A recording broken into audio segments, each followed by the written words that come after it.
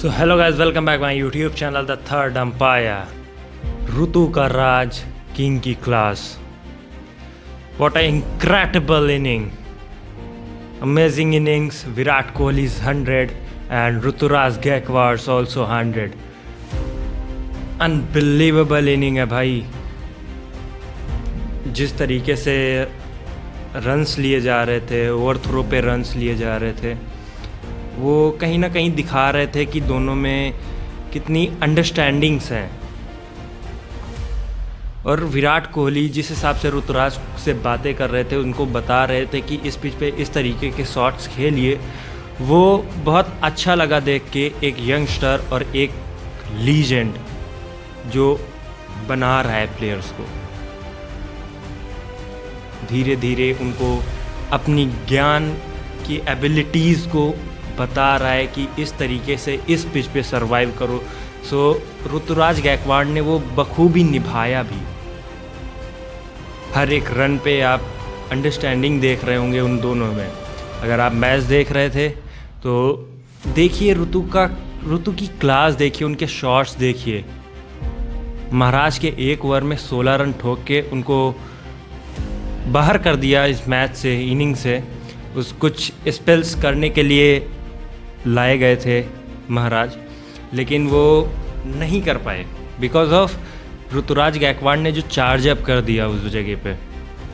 Adam Markram को उपयोग करना चाह रहे थे तंबा बाहुमा, वहाँ भी 2 ओवर में 25 रन ठोक दिए, वो भी आउट ऑफ गेम चले गए। क्योंकि 2 ओवर में 25 रन खा जाना इन ओडीआईज, ये बहुत बड़ी बात होती है। 12.50 की इकॉनमी से रन खाना, ये कोई ओडीआई में ये अच्छी बात नहीं होती। आप T20 में एक बार एक्सेप्ट कर लेंगे ये चीज़, लेकिन ओडीआई में नहीं कर पाएंगे क्योंकि रन आप इतनी जल्दी नहीं दे सकते। बहुत बेहतरीन पारी खेली ऋतुराज गायकवाड़ और विराट कोहली ने। दोनों की दोहरे शतक की साझेदारी हुई है। और मैं बता देना चाहता हूँ आपसे कि जो कोच ग्रेवल का यूज़ किया था कि इंडिया टीम को हम लोग घुटने पे ला देना चाहते थे, उसको उनकी औकात दिखा दी विराट कोहली की इस पारी ने, विराट कोहली के उस सेलिब्रेशन ने और ऋतुराज गायकवाड़ के उस सेलिब्रेशन ने। कौन है? कहाँ से आते हैं? उनकी औकात दिखा दी। वो बुढ़ा हमारे देश में आके ऐसे कह रहा है इंडियन टीम के बारे में।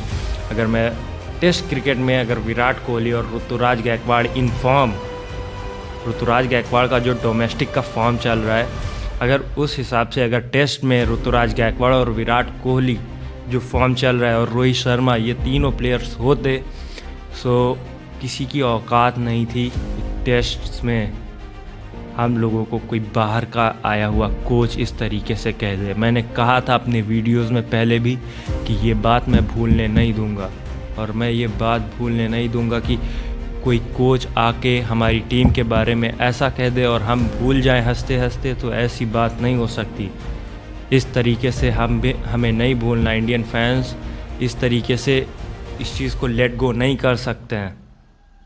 सो ये पारी जो 2 लगातार शतक विराट कोहली ने मारे हैं, ये जवाब है उस कोच को कि मैं हूँ ओडीआई का सरताज हूँ, ओडीआई का किंग हूँ। ये विराट कोहली की 2 पारियों ने बता दिया। वो सेलिब्रेशन, वो एग्रेशन, वो सब दिख रहा था उनकी पारी में। ऋतुराज गायकवाड़ भी कहीं कम नहीं रहे। ऋतुराज गायकवाड़ ने बहुत अच्छी स्किल्स दिखाई हैं। इंडियन मैनेजमेंट को दिया है अपना नाम नंबर 4 के लिए। हालांकि शुरुआती दौर में स्ट्रगल कर रहे थे, मार्को यानसन की वो जो बाउंसर थी उस पर भी स्ट्रगल किया, लेकिन ओवरऑल पूरी पारी अगर हम लोग देखें तो बहुत अच्छी पारी रही है। बहुत समझदारी से खेली गई पारी रही है। रनिंग बढ़िया हुई है, एक्सीलेटर बढ़िया हुई है, ओवरऑल सब चीज़ें बढ़िया ही हुई हैं। हालांकि अभी मैच चल रहा है, अभी 50 ओवर में क्या नतीजा आता है या कितना टारगेट हम लोग दे पाते हैं। आई थिंक 350 टारगेट हम लोगों को देना चाहिए, 350 या 360 370 के आसपास टारगेट हम लोगों को देना चाहिए, क्योंकि लास्ट मैच आपको मालूम होगा कि कितना क्रिटिकल हो गया था। लास्ट में अगर साउथ अफ्रीका के पास विकेट्स होते तो शायद वो मैच भी जीत जाती। और मैंने ये भी कहा था कि वहाँ पे साउथ अफ्रीका की कहीं ना कहीं अबे जल्दी बोल, कल सुबह पनवेल निकल। हार में जीत छुपी है। So thank you for watching my video. Next update match के बाद लाता हूँ। Thank you for watching my video and please subscribe कर लो यार। Thank you very much for watching.